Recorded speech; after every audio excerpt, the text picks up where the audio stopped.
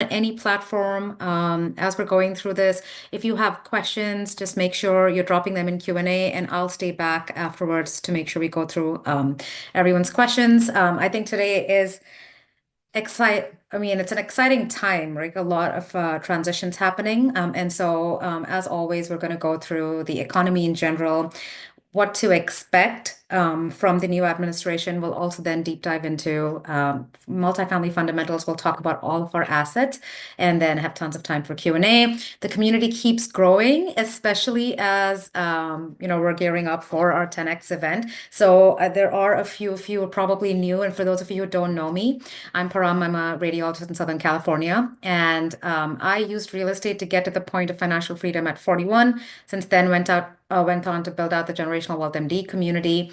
We have over 20,000 members now, and it's growing, especially when we're close to an event. We have a lot of excitement. But GW Capital is the company that we grew to help our community invest passively in real estate. And 2024 was an exciting year. But I always like to start off with the why we do this and why this is important to me. And it's because for a decade out of training, like most of you, I was going down the traditional retirement model, stocks, investing in stocks, till I realized that that would take me another 17 years to get to the point where I was financially free. And I wanted to have more control. And then I started deep diving into passive income and scaling my real estate portfolio. And this is what I like to lean into, right? The core principle of asset allocation. And what does that look like for your portfolio? And so ultra high net worth individuals have about 50% of their assets in alternative investments, whereas most of us, me included till a few years ago, have the majority of our investment in stocks and bonds, right? And so the goal is to help I guess to help educate everyone and about what the benefits are of shifting of being really intentional about asset allocation. I think, and so that is what I did to get to the point of financial freedom. But I've since then been reading about Ray Dalio's Holy Grail of Investing, which is essentially the same concept. I think he explains it so much better.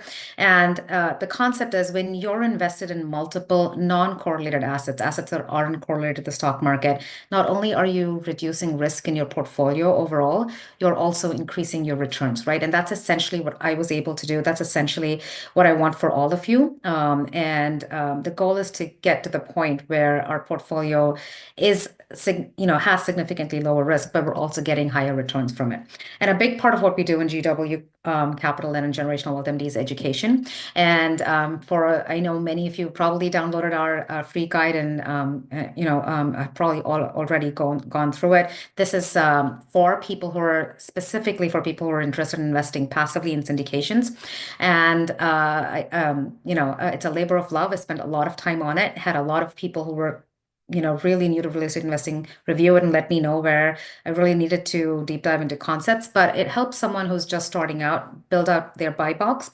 And that is your unique set of criteria that you need to be thinking about as you're scaling your portfolio. It helps you understand how you can do your own due diligence. And there's a due diligence checklist in there. And so if you haven't downloaded it, take a look at it. I think it's a valuable resource. That being said, 2024 was an exciting year for us at GW Capital. For a lot of you on here also, because I know a lot of you invested with us, a lot of you were in the coaching program and have been scaling your portfolios. And so I think it was an exciting year for a lot of us, given everything in the real estate market, right? So it still was a year where we had good returns, where we were able to scale. And it's true for a lot of you on here.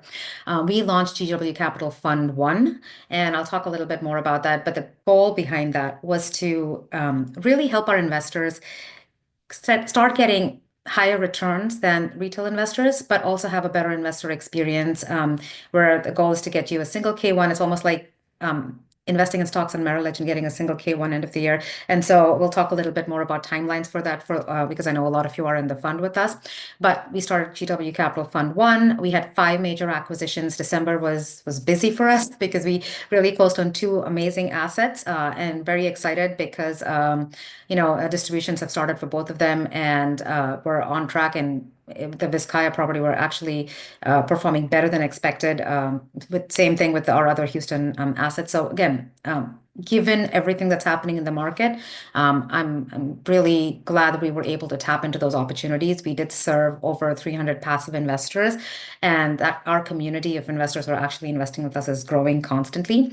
But the goal has always been, like I said, to help you build a personalized portfolio where you have enough diversification across markets, across asset classes, and across time, where you're getting at the highest risk-adjusted returns possible. Our goal has always been to stay conservative, and so we've been very intentional about that. We have underwritten some development deals and some Class C properties, but always, I think we've stayed away from them for the last 2 years. The goal, again, has always been to stay conservative, especially in these times, and really serve our investors in the best way possible. Now, for some of you who aren't familiar with our fund, there are a lot of blind funds, real estate funds, where you go in and you invest in the fund, and then the fund goes and deploys capital as they see fit.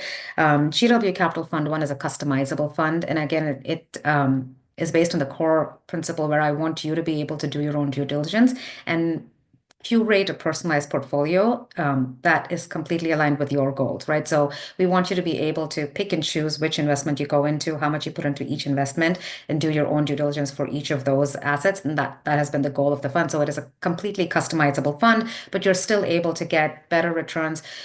For some of the deals, we've been able to get returns for investors similar to someone who would put in $500,000 or $1 million, right? And sometimes it's between what the retail investor gets and what a $1 million investor gets. But we're always negotiating, and as we grow, I feel like we'll be able to get better terms for our investors. The fund also, with funds, there's always a concern about cost. And we've been very intentional about not passing the cost on to our investors. And so I think one of the best things is that we were able to reduce fund costs by 75%. And we typically make sure we don't have any asset management fees. Our goal has always been to make sure that that our investors get the same or higher cash flow than a retail investor and higher returns at the end of the day than any retail investor. And we've been able to do that so far. And I think it only gets better from here. As for those of you who are in GW Capital Fund One, again, because we have a unified K1 that comes out, we're going to wait for the individual investment K1s to hit us, and then our CPA already has all the documents ready, so it's going to be another 10 days from then. So we're anticipating end of March, but just to be on the conservative side, first week of April, when we have those K1s coming in, and they're going to go into your portals. For those of you who are with us in our other deals, those K1s will likely hit your portal sooner because we aren't, we don't have to unify them into the single K1. But Cashflow Portal and InvestNext will have all of your K1s in there before the end of the first week of April. And if you haven't had a chance, please go in there and update your email address, your mailing address, and any other information on there. And if you have any questions, please reach out to Adrian at admin@gwcapital.com. Okay. Before we go on to the agenda, I always like to take a minute to thank all of you for making our charitable mission possible. This is our net new why, and I feel, especially as physicians and professionals over here, all of us, impact investing is something that matters to all of us.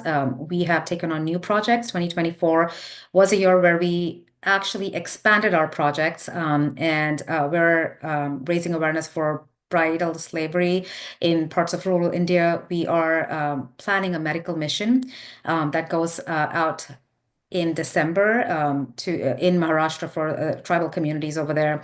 We have done clothing drives, food drives. We've helped children with thalassemia get bone marrow transplantation. So we've really expanded, and I have to thank Dr. Shobna for really spearheading that and allowing us to do what we do.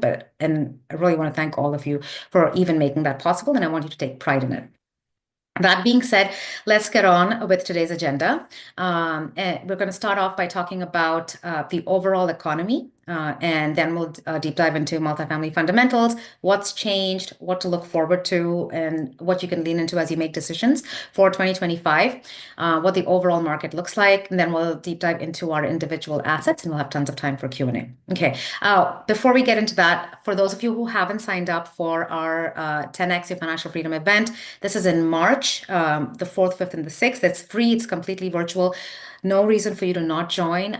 If you're just starting out and you've been listening to our podcast and you find it exciting, the podcast and the blog, I feel, are very piecemeal. This is where we bring everything together. So you'll learn everything from start to finish. So end of the day, you have a personalized plan. For those of you who are already investing or may already be in the program, we have speakers who are going to show up and who are going to be uh, who are going to be talking about their journeys, physician speakers. And so it's always exciting. Dr. Kumar is going to be there. A lot of them are going to be talking about how they're pivoting strategies. So definitely sign up. That's generationalwealthmd.com/event in lowercase. And then also excited to announce our first in-person Physician Freedom Summit. We've hosted this twice before, but we're doing it in person in California in October. Today's actually the last day for insider access VIP tickets, which is primarily for our students and investors. But for those of you on here, if you're this is actually an amazing opportunity to grab these tickets. This VIP spots are limited, so if you're listening to this live, probably a great opportunity to go on there and grab those tickets. I feel like they're probably going to sell out really soon, but I have been to a lot of virtual events and they're amazing. You learn a ton, but the in-person connections you have in these events, it can be life transforming. That's all I have to say. That's why if there is an in-person event and I can make it to it, I'm always there. And so those of you who will be meeting me in San Antonio, I look forward to it. I'm sure a few of you are on here who've already RSVP'd. But again, like I said, in-person conferences are amazing. So if anyone's at the White Coat Investor Conference, we have our meetup on the 26th, and just go to generationalwealthmd.com/RSVP and RSVP. But anyone who is in Texas who can make it, I would love to meet you in person. Like I said, again, we'll have a lot of our students, our community over there, so that'd be amazing. I don't know if I stopped for a second here to give you the link to sign up for the summit. It's generationalwealthmd.com/summit. And it's a ton of work to put together an in-person summit, but I again know that the transformation that happens there is just magical, and so we had to do it. And so I'm excited. I'm excited to see where we are a few years from now, as that continues to grow and as we continue to have impact. But with that being said, let's move on to the state of the market. I know a lot of you are excited to learn about what's happening because again, the administration's changed. There has been a lot of buzz about tax reforms, about pro-inflationary,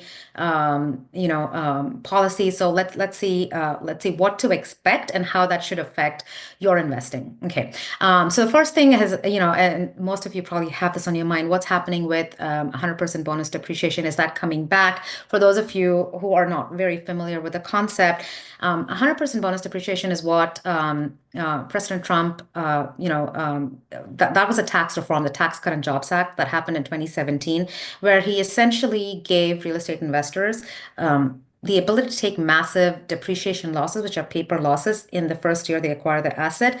Our passive investors have been able to use it because you get a ton of paper losses in year one, which means that any passive income that you make is sheltered from taxes. So all of your passive income, including your distributions from syndications, becomes tax-free, right? Our active investors, those who invest in short-term rentals, or those who qualify for real estate professional status, which is, we can talk about that if anyone has questions, but that has allowed a lot of physicians to really lower their taxes on their clinical income, right? So that has been very powerful for real estate investors.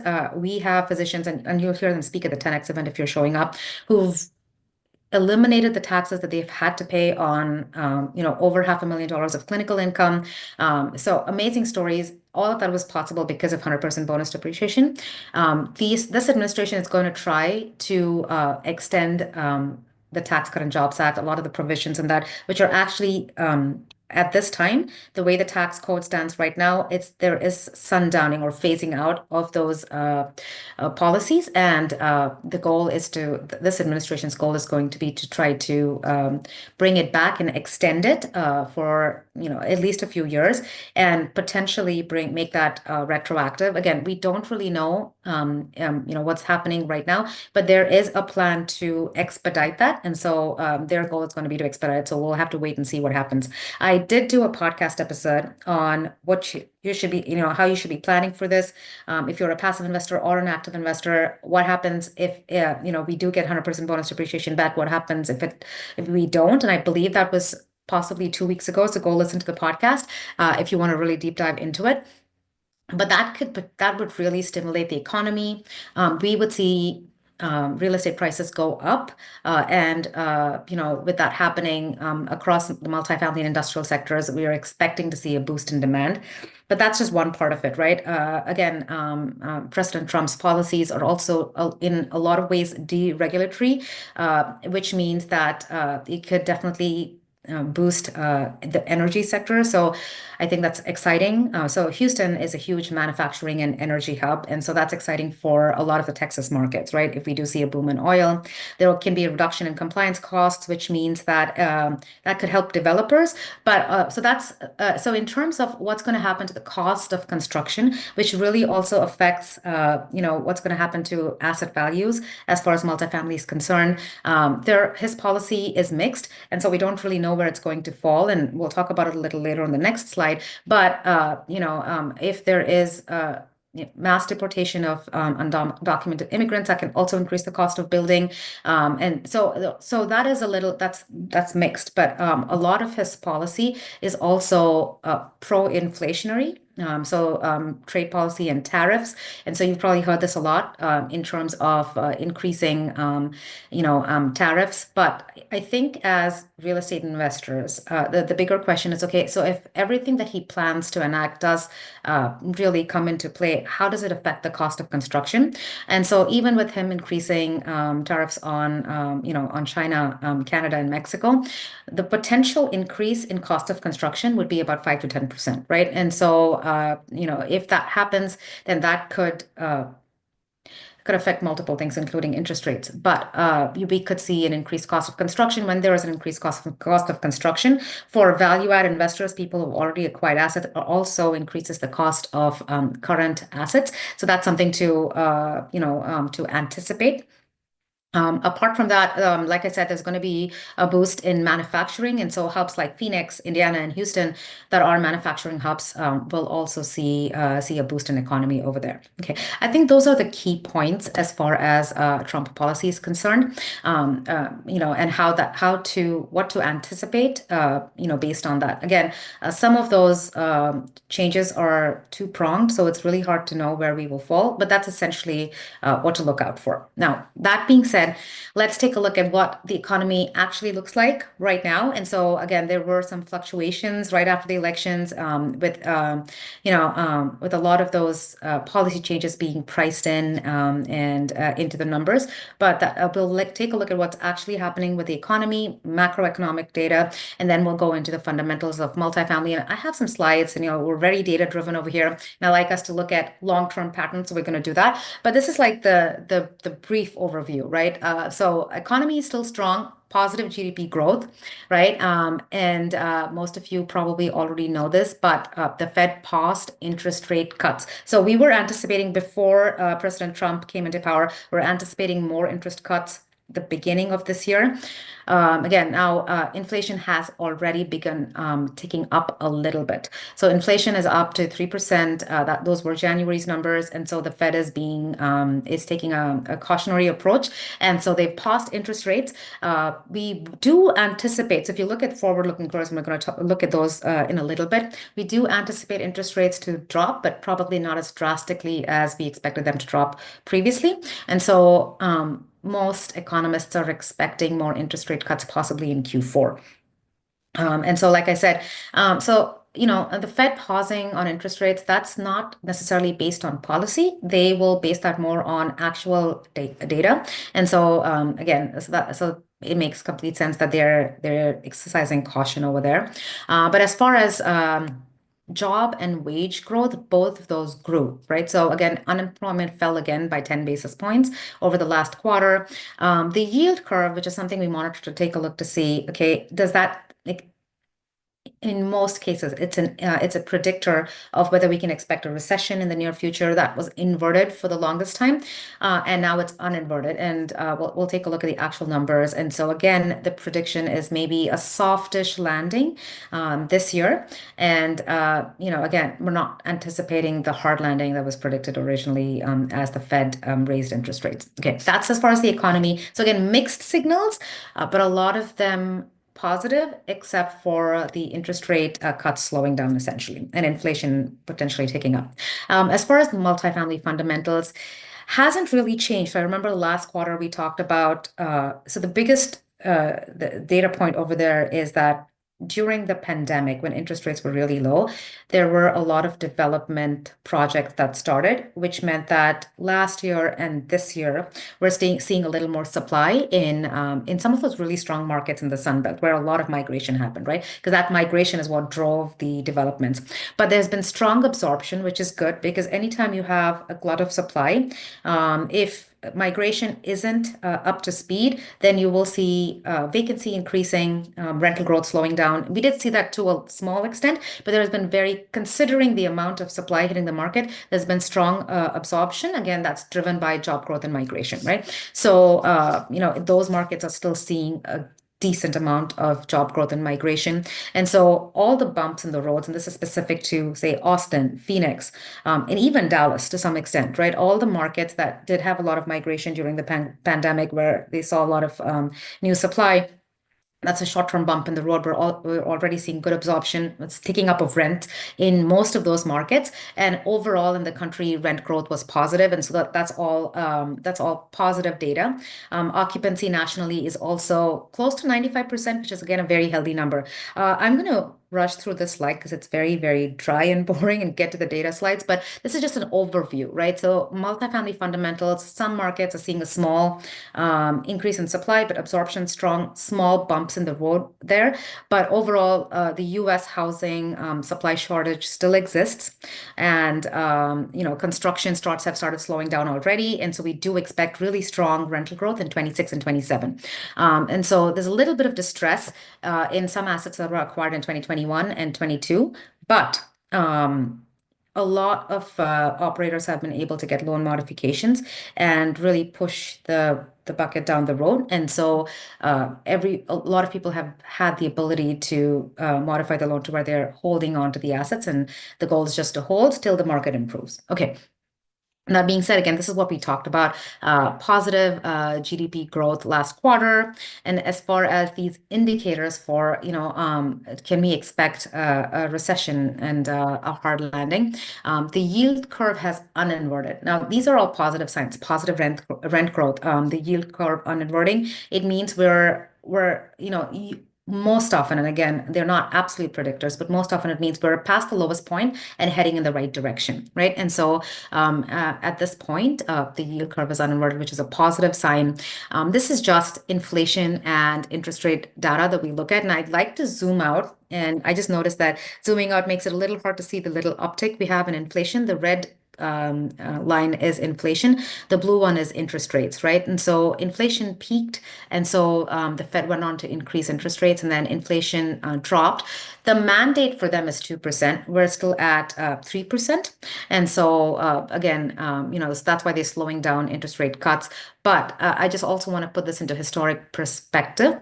And the 1980s is probably when we had again, massive inflation and massive rise in interest rates to combat that. But compared to that, we're nowhere close to that. The Fed funds rate is 4.3%. Again, we do anticipate the next cut to be closer to the second half of the year, potentially Q4. So what that means is that Mortgage rates are less likely to drop drastically, which is going to affect, home buyers' ability to acquire assets. Now, that being said, I know a lot of you on here already own short-term rentals, you already own long-term rentals, and even in those strong markets, oftentimes you're finding properties that are at least breaking even as a long-term rental and that are cash flow positive as short-term rentals. And so, it's always a question of, are you buying a property that's putting cash flow into your pocket day one? Same thing with multifamily. But for those investing in multifamily apartments, there's still strong demand for rentals because of what's happening with interest rates. Okay, so again, because of the pro-inflationary policy that's expected, Treasury rates did see a jump, right after the elections, and the Fed is slowing down rate cuts. We talked about that.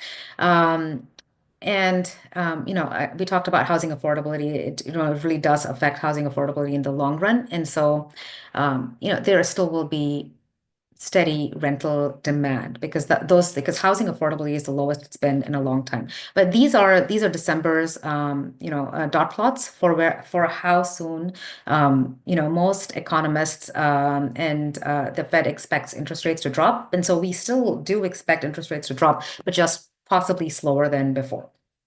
Unemployment data, like I said, again, positive, it's all positive in terms of wage growth and unemployment numbers dropping in the last quarter.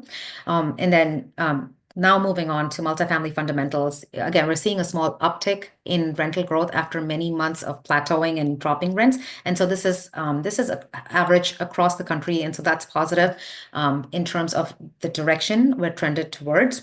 Housing affordability is still near historic lows because again, it's so much cheaper to rent than it is to own at this point, with asset value, with home prices being where they are and with interest rates being where they are. And so that's something to keep in mind as a real estate investor. Again, it's always going to be about supply and demand. And we did talk about some pockets in the country where there is going to be more supply hitting them, but that's going to be a short-term event. In the long term, again, we're in a state of deficit, right, in terms of what the demand is and how much supply is actually hitting the markets. And again, we've already started seeing housing starts beginning to plunge, and that happened after interest rates started going up in 2022 because that affects construction costs, right? And so with construction costs, there's variable interest rate that's based more on the Fed fund rate than the Treasury. The Treasury, 10-year Treasury affects mortgage rates more, and that's more forward looking. Okay, that being said, where is population growth? What's happening with individual pockets? Texas still leads the country, and so interestingly, the last four assets we acquired, including the four that are in GW Capital Fund One, are all in Texas, and so Texas still leads the country in terms of where we're seeing the most migration, followed by obviously the Sun Belt, right? Florida, North Carolina, the Carolinas, Georgia, Tennessee, Arizona. So those are again huge. And this is 2024. So every year U-Haul puts out their data where they're seeing people migrate. And so this is actually very similar to what happened in 2023. You can see California, New York, people are moving out of there into Texas, and so the Sun Belt, right? Into Texas, Florida, the Carolinas, Tennessee, and Phoenix, I mean, Arizona, and also Indiana, right? So all strong locations, all locations where we hold assets. So the takeaway is that the high growth markets, they have supply, but they also continue to have good absorption because of continuous migration. They are also the locations where we anticipate to see population growth over the next few years. And so, so that trend is still continuing, which is why we're still bullish on those markets. Okay. But as far as the economic clock, like I said, the uninversion of the yield curve, rental growth happening, and beginning to see interest rate cuts. All of that shows that we're past the slump, technically, and moving towards a recovery. And I think when we're looking at forecasts, right? These are short-term forecasts, but I also say look at the long-term forecasts, right? So when in doubt, zoom out. When we zoom out, we realize that, and this is fundamentally true for um, single family, multifamily, right? As far as rents go, if you look at the gray bars over here, these are periods of recession, and periods of recession, rent either flattens or dips just a little bit. Even during 07, 08, rents dropped by 4% in 08 and 5% in 09 before national historic rents before heading back up. And so that's what we've typically seen. That's important to keep in mind. That's what happened this time. The rents plateaued a little bit, some fluctuation there, and then the forecast is for them to continue to go up. But with asset values, again, I think for as far as real estate, the first time we actually saw a large dip in asset values was in 07 and 08, just because of the combination of what was happening over there with mortgages and supply. But we didn't really see that happen in the single family space this time around. We did see that in the multifamily space where asset values have dropped up to 30% in some markets, right? That's what you're seeing over here. But again, as long as we have the ability to hold, that starts to trend back upwards, and that's what we're anticipating. That happens with pro-inflationary policy. It also happens as interest rates drop, and we anticipate both of those things to happen. So that's what we're expecting. Okay, so that's overall.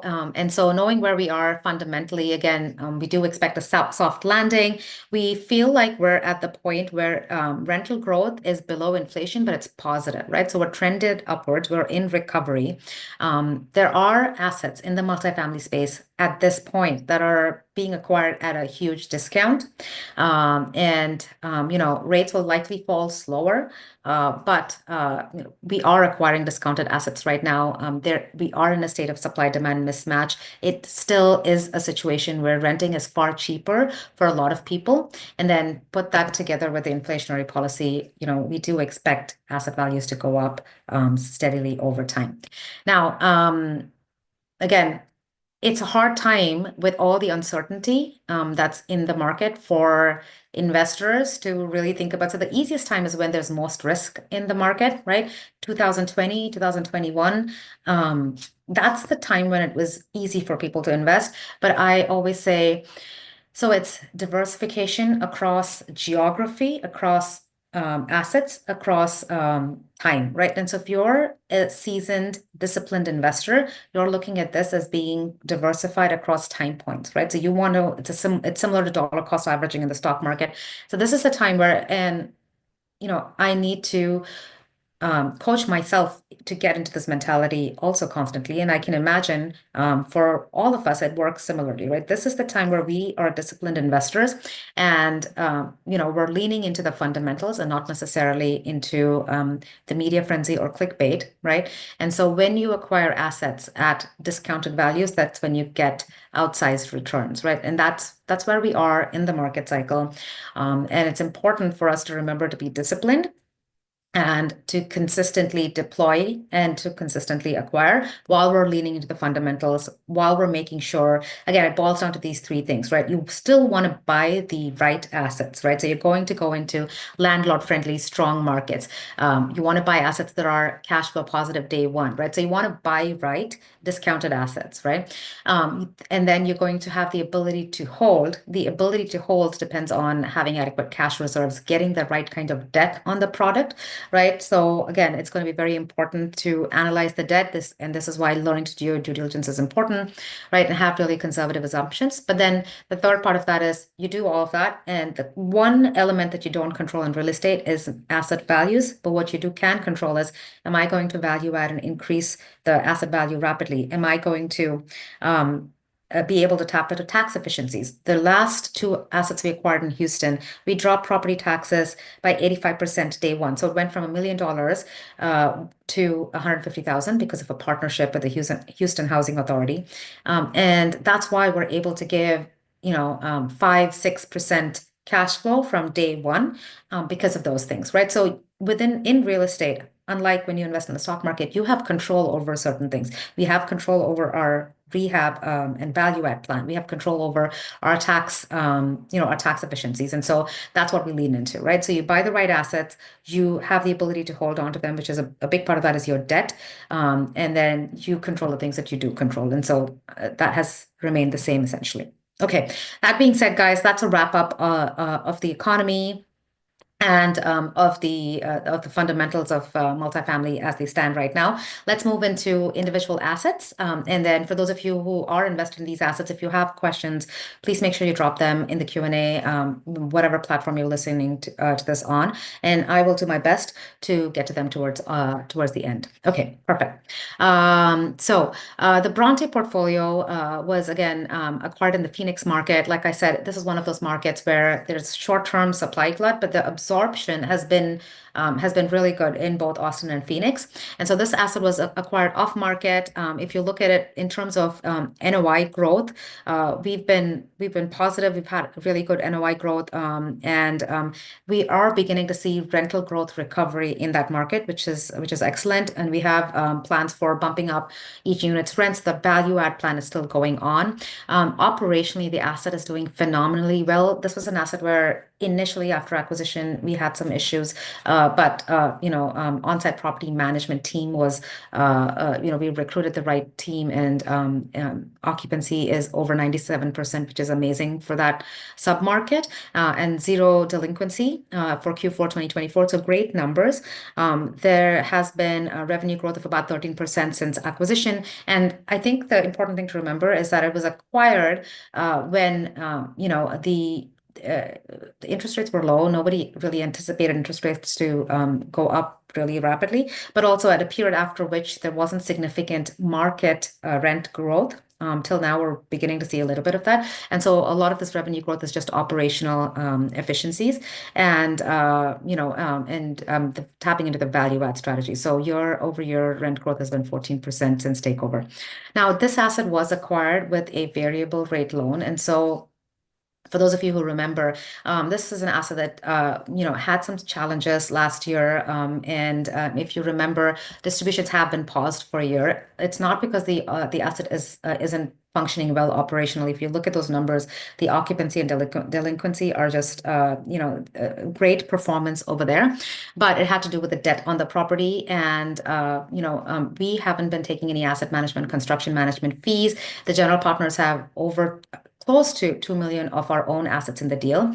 And what we did last year was that I put in my own personal capital as a member loan for our, where the interest accrues and goes to our investors. And that allowed us to navigate a bump in the road where we were able to extend our loan by 2 years, which allows us to plan for a 27, 28 exit with a refinance potentially later this year or in 2026. So that's what we expect over there. But till we get to a position where rents start improving in that submarket. I mean, occupancy is already amazing, and operational, we're doing great, but till rents start improving and rates start decreasing a little more, distributions will remain paused for that asset. Okay, Pelham Place is an asset in Greenville, South Carolina. Again, $1 million of GP equity in here. We got this with a fixed rate debt. And again, the property, I think operationally, again, this property has been doing really well also. 47.2% NOI growth in the last year, but overall since acquisition, close to 40% growth. So the numbers are amazing. You can look at how much rents have gone up.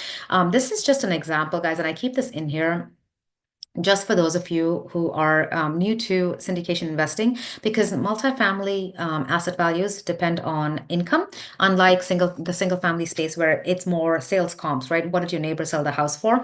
And I just want to show you over here how, we executed a water conservation plan in this asset. And with the $45,000 annual savings because of the water conservation strategy, we're able to increase the asset. We were able to increase the asset value by close to $1 million. And that's because of the fact that asset values depend on what your net operating income is, right? So just an example of how that's when we say, let's control the things we can. These are the things we can control that allow us to bump up equity and affect the asset's value, right? Same thing. This is another asset where, like the Houston assets, we got a 100% tax abatement, but there is a fee that we pay. So, we're still paying a fee to be able to get that, but it's a 61% savings in terms of what we otherwise would pay for property taxes. So again, a significant. This is where operational efficiencies come in that allow us to build equity in the property. Okay. So like I said, net rental income has gone up by close to 46%. And then there's been significant rent growth, which is, again, operationally, delinquencies are under 5%. So strong properties operationally. This was an asset that initially, till we got to this point, Class B and C distributions were paused for a little bit, but we've resumed distributions now. And so Class A, B, and C investors are all getting pro forma distributions at this point. Anything that wasn't distributed out for the short period where it was paused for B and C investors, that is accrued and will be paid out on the back end. And the plan is to refinance in September of this year, because the loan is coming due. And with the metrics that we have right now, operationally, I think we should do well with this asset. Okay, moving on to our Atlanta acquisitions, is actually sister properties.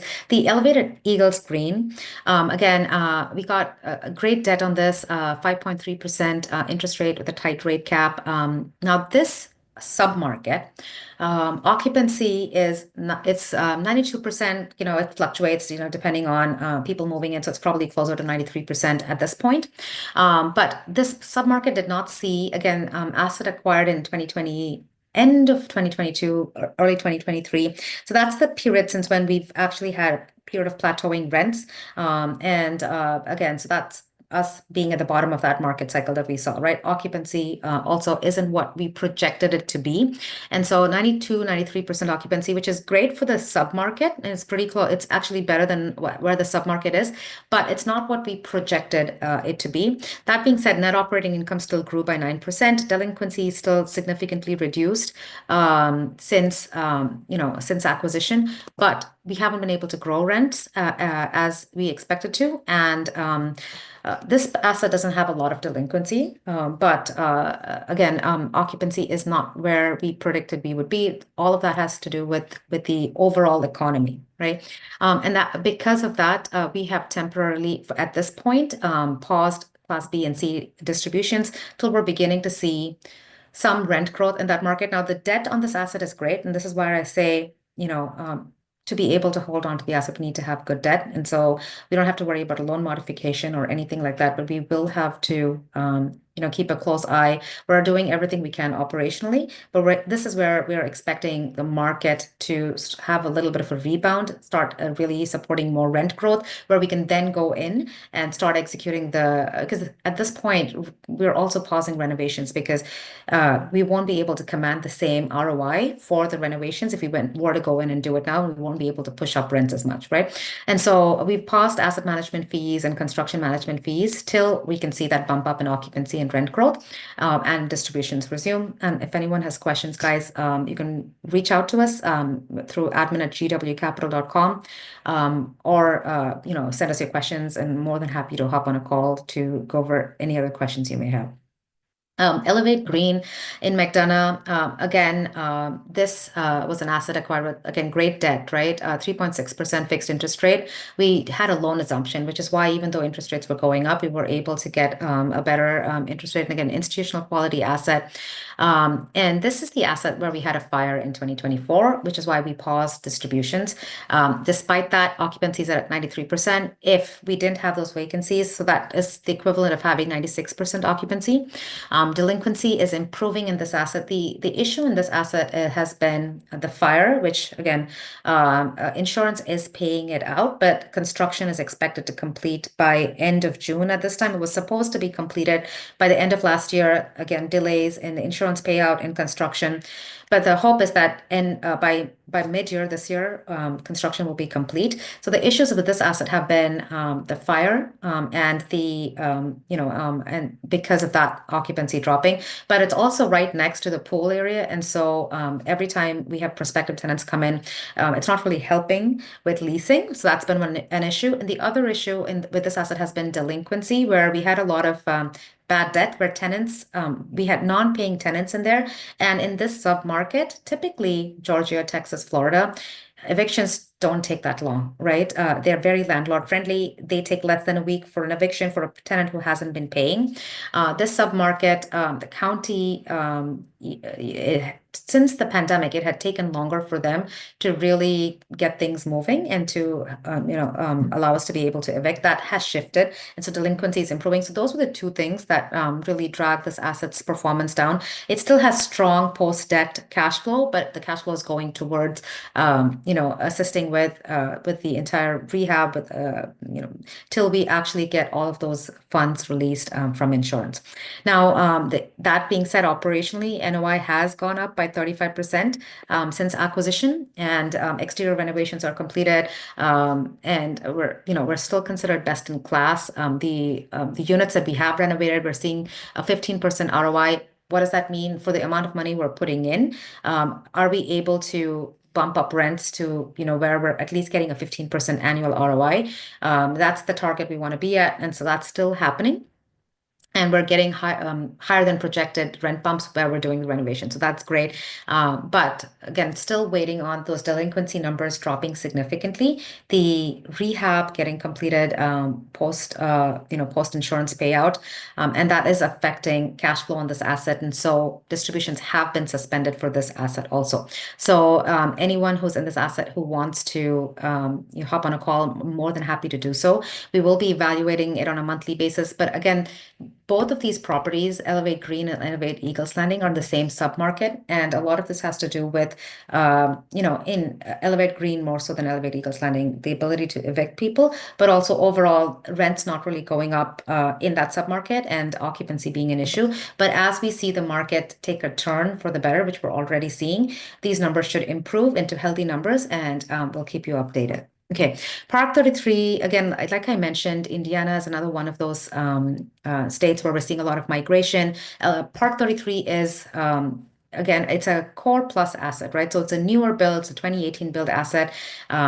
This was a loan assumption also, so we got a 3% interest rate, even when interest rates were higher, and because we assumed the loan from the seller. Operationally, very strong.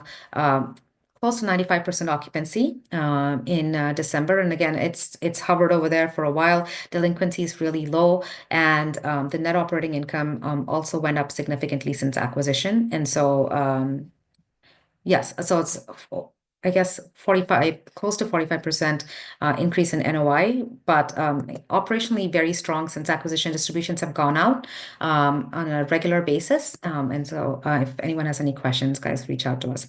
Elevate Stewart's Mill is also an asset we acquired. Again, fixed debt. So if you see consistently, the theme has been to do our best to acquire assets with fixed debt. So we're actually able to control costs, and we have the ability to hold on to these assets. This was acquired at a steep discount from the market peak in March 2022. Distributions are going out pro forma. This asset, again, it's in the stabilization phase. It's a year since acquisition. We're still working on operational efficiencies and executing the value add plan. So that is on par for what we predicted. Dawson Forest. Again, in the Atlanta-Alpharetta corridor, again, institutional quality asset. This is your traditional, typical value add asset, where the plan is to go in and do some rehabs and bump up asset values. It's a very low supply market because there isn't a lot of construction over there. And so it's really been able to maintain decent occupancy and, 90, close to 94% occupancy, which is above submarket average. Everything's going according to plan. Distributions are according to pro forma, and you can reach out if you have any questions. Villas at Sundance. This is the property that we acquired in the Austin-San Antonio hypergrowth corridor. And so, this is one of those markets where, like Phoenix, a little bit of supply, oversupply, but great absorption, which you'll see in the occupancy numbers. So occupancy dropped a little bit because of that, but we're expecting it to rebound operationally. It was acquired in 2024, so I don't think we've even come a full year with this asset. But yeah, not a full year. It was acquired in Q3 2024, but the net operating income has gone up by about 20%, and distributions are pro forma, so you should have seen those hit your bank accounts. Cortland Med Center, these are our more recent acquisitions, so really not a lot of time or a lot of data over there, but again, 6% fixed agency debt. We got it with a $2 million discount. The Houston assets are both assets that we, acquired in partnership with the Houston Housing Authority, where we got the 85% tax exemption, right? So this asset, we've been giving out 5.9% annualized returns, and that has been hitting our investors' bank accounts. And that's because that high cash flow in this high interest rate environment is because of the fact that we're able to tap into those tax exemptions, right? Now, this is separate from all of you getting bonus depreciation and the cash flow being tax free. This is in addition to that. This is for the actual properties, expenses. So we're reducing the expense line from property taxes. This was already rehabbed, was a turnkey asset. The previous owners put in $7 million. Again, we were able to negotiate better returns, preferred returns for our investors, which is our goal with all of our assets. And net operating income has been better than what we projected. So overall, just stabilization phase, getting in everything that is required by the Houston Housing Authority to make sure we meet their criteria to be eligible for the tax exemption. We still have time to execute on that. Townhomes at Bluebonnet, I know a lot of you on here are in that deal. This is a built to rent community, right? So this is, again, built in 2020, 2021.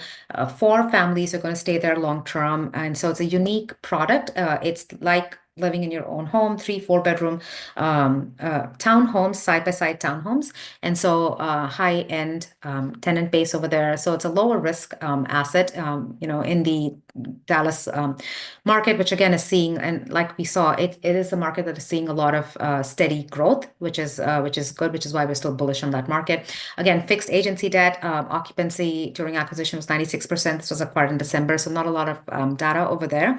But distributions are pro forma. The distributions and interest has hit everyone's bank accounts. And so to the best of my ability, there were no issues. It went out for everyone.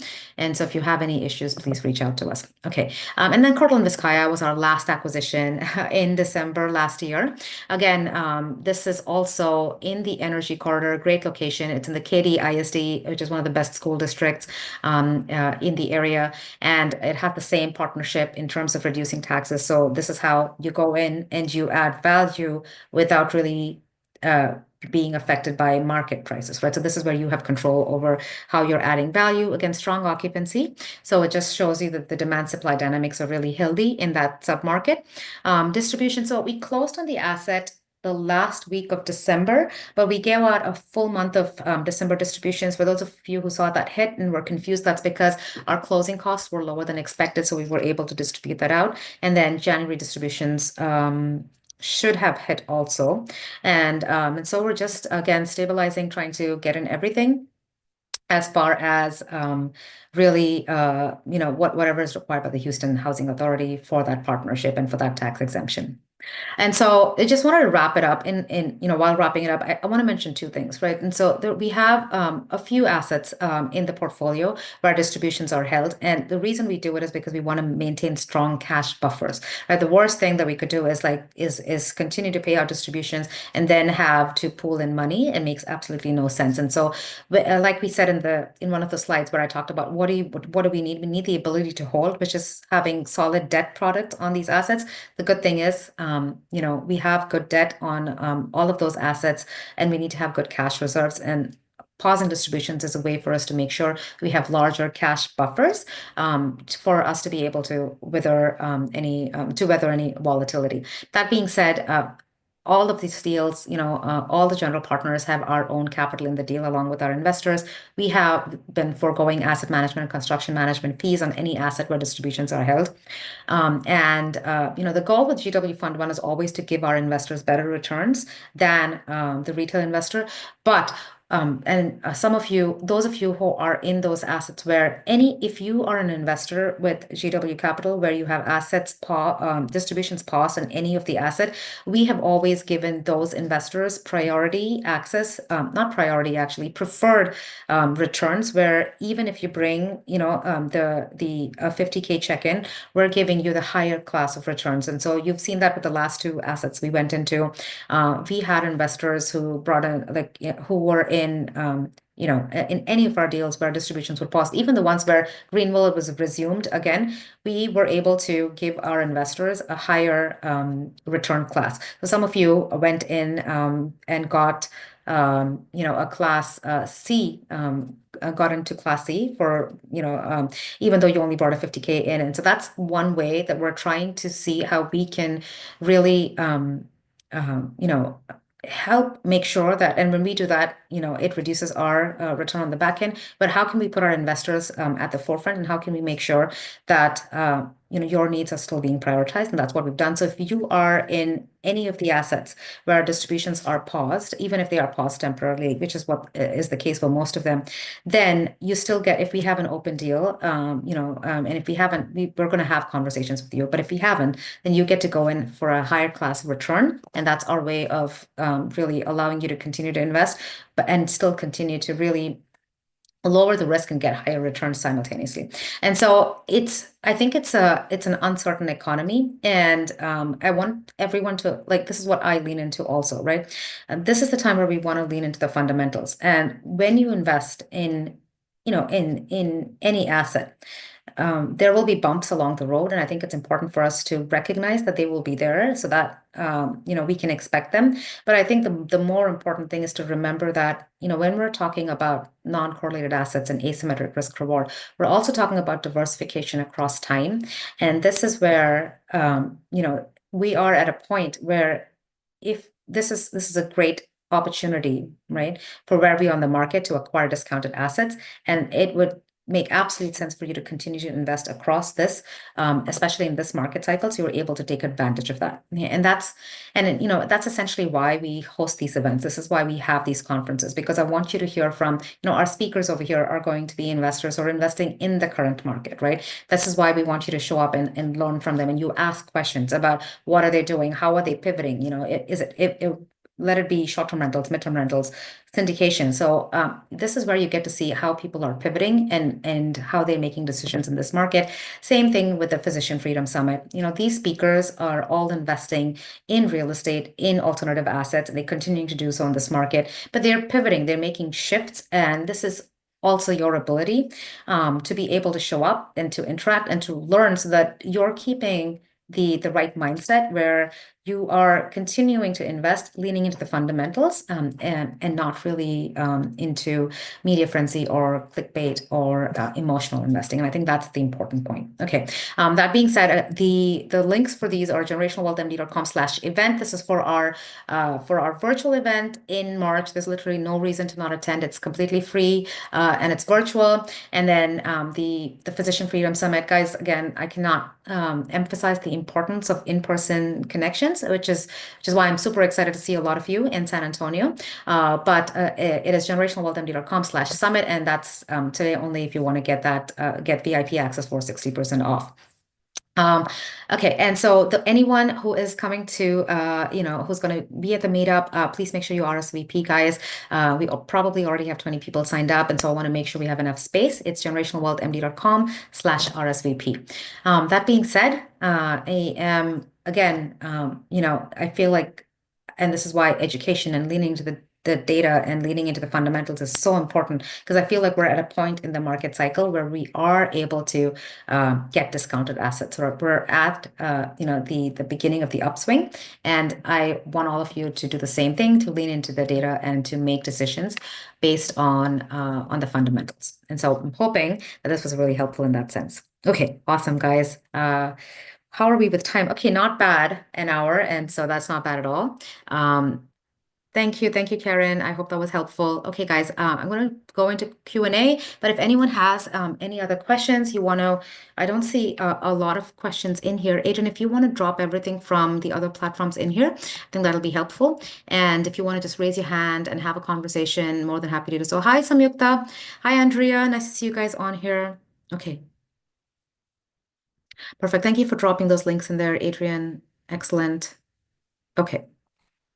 None from Facebook and YouTube. Okay, perfect. We are good, guys. So I'm just going to hang out for a little bit. If anyone has any other questions, feel free to unmute and chat. And And otherwise, like if you are listening to this on replay, make sure you drop your questions in the chat box, and I'll make sure I get to all of them when I have a chance. Okay. Hi, Jay. How are you doing? Hi, Najib. Hi, Shweta. Nice to see you on here. How's the short-term rental coming along? Hi, Cecily. Oh, long time no see. Sabah. Hi, Wasim. How are you doing? Hi. Awesome, guys.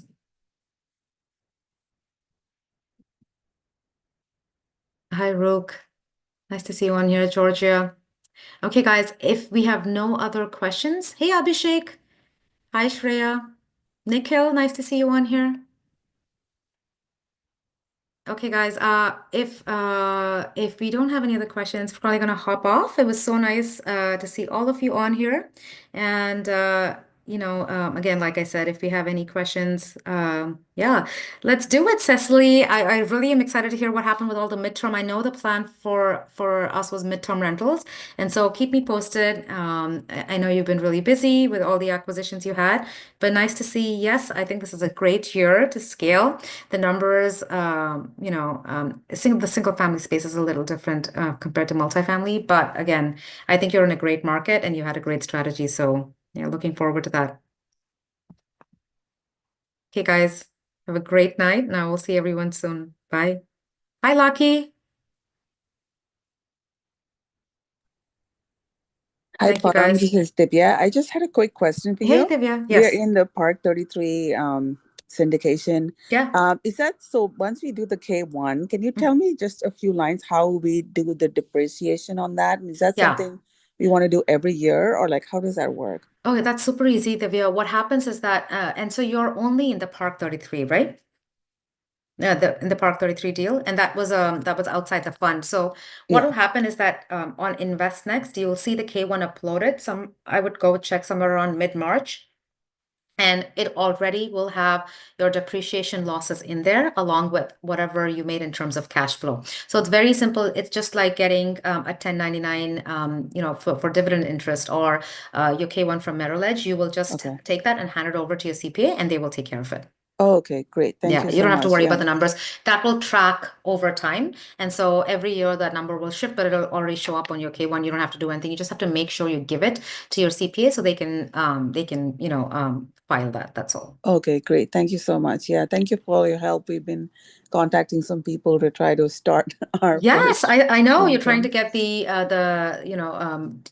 own your own property, buy that. And I think it's a great thing that I think you're considering two separate markets, right? So Yeah. that's great. Do your due diligence, run the numbers. You have access to everything within the coaching program, and so Yeah. the calculators are there, and you have access to all of those agents at any point. And so I'm hoping that the two agents you're working with, something works out. So it's a great thing to compare because one is in the Sun Belt and the other one is in the Midwest, and they're great Indiana. Yeah. markets. So compare the numbers and see where you're comfortable. Okay. The Sun Belt will have more appreciation long term, but the Midwest will have higher cash flow for you starting out. So that's Okay. the only difference over there. Okay. But just lean into the numbers and you should be just Yeah. fine. Thank you so much. Thank you very much. Yeah. Okay. Okay. Nice seeing you on here, Divya. Okay. Take care. Say hi to mom for me.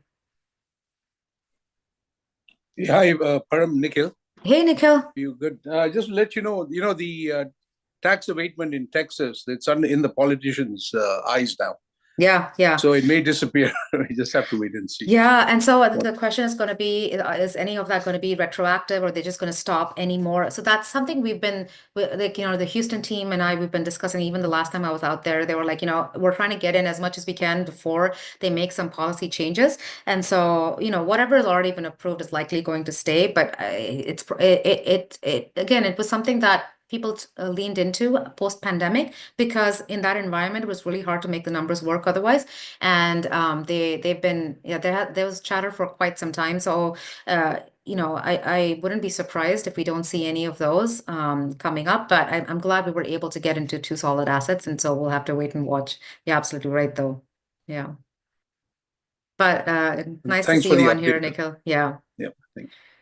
Hey, Rook, we're constantly underwriting, Rook, so we are looking at multiple properties. And then as soon as something meets our criteria and we feel like it's conservative enough, you will get a notification. I think the best thing though is to go to gwcapital.com and fill out the priority investor list to get on our priority investor list so that this way, sometimes some of those classes fill up really quickly, but everyone on the priority investor list gets priority access to get in. And so it's always good to go ahead and make sure you do that. That's gwcapital.com. On the website, you'll see get on our priority investor list, and I would do that.